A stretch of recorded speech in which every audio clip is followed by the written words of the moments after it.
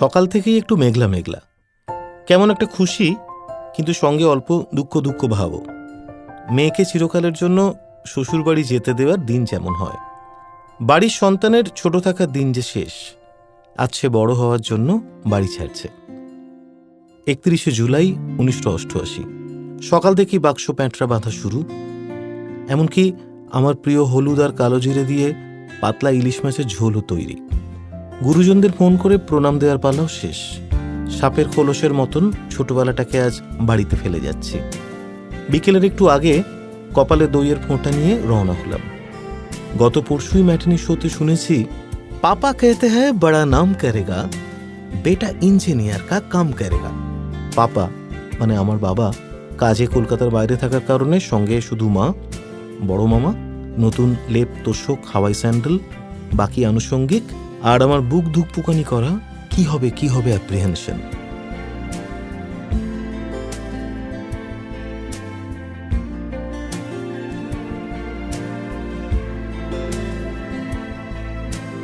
College পৌঁছলাম। সোজা নতুন শ্বশুরবাড়ি, আমার নতুন হোস্টেল, আমার বড় হওয়ার কারখানায়। চারিদিকে কেমন একটা উৎসব উৎসব পরিবেশ।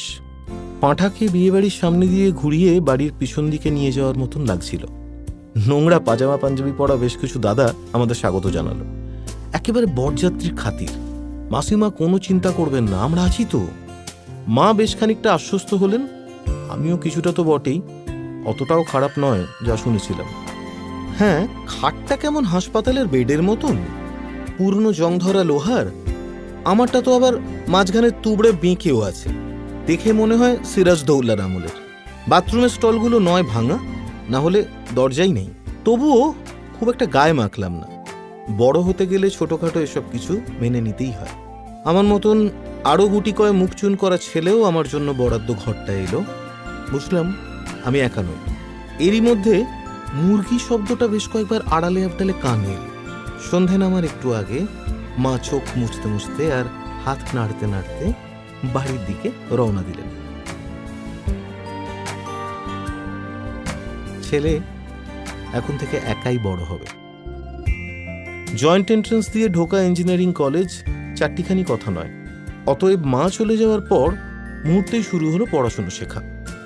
একটা আরো নোংরা পাঞ্জাবি পরা দাদা এসে বলল, স্টিলের টেবিল আর খাটের তলা দিয়ে ঘরে সার্কিট কমপ্লিট করতে হবে। সোজা বাংলায় হাঁটু গেড়ে বুক ঘষে ওগুলোর তলা দিয়ে ধুলো মেখে যেতে হবে। আমাদের বন্ধুদের মধ্যে যারা ইলেকট্রিক্যাল ইঞ্জিনিয়ারিং পড়তে গেছিল তাদের জন্য শুরু হলো একেবারে মানানসই হাতে কলমে কারিগরি শিক্ষা। চোখ রগড়ে, কান মুলে, গালে ঠাস করে চড় মেরে, মাথায় গায়ে হাত বুলিয়ে নিজের জীবনের প্রথম মূল্যায়ন শুরু হলো। শেখানো শুরু হলো ইঞ্জিনিয়ারিং মানেই অঙ্ক কষা নয়, বরং না মেলা না জানা অঙ্ক মেলানোর চেষ্টার দুঃসাহস। শেখানো শুরু হলো আমি বলে পৃথিবীতে কিছুই নেই, আমরা রয়েছে। শেখানো শুরু হলো একে অপরকে জানতে, সুখ দুঃখ ভাগ করে নিতে, গতানুগতিক নিয়মের বাইরে স্বতন্ত্র চিন্তা করতে। শেখানো শুরু হলো ঠিকভাবে বড় হওয়ার অনেক কিছুই। শুরু হলো আমাদের বড় হওয়ার পাঠশালা।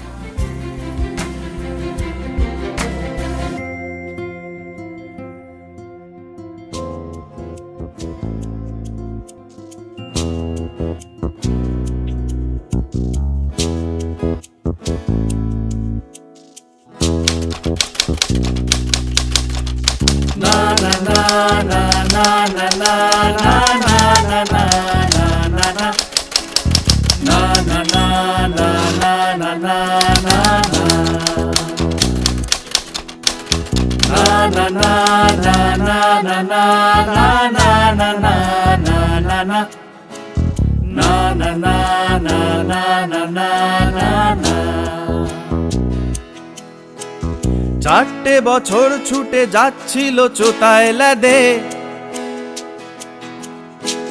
কাঁটা মারা সেশনাল রাত জাগা ব্রিজের আসর। দূরে লাভার্স লেনের থেকে ভেসে আসে কিছু গুনগান।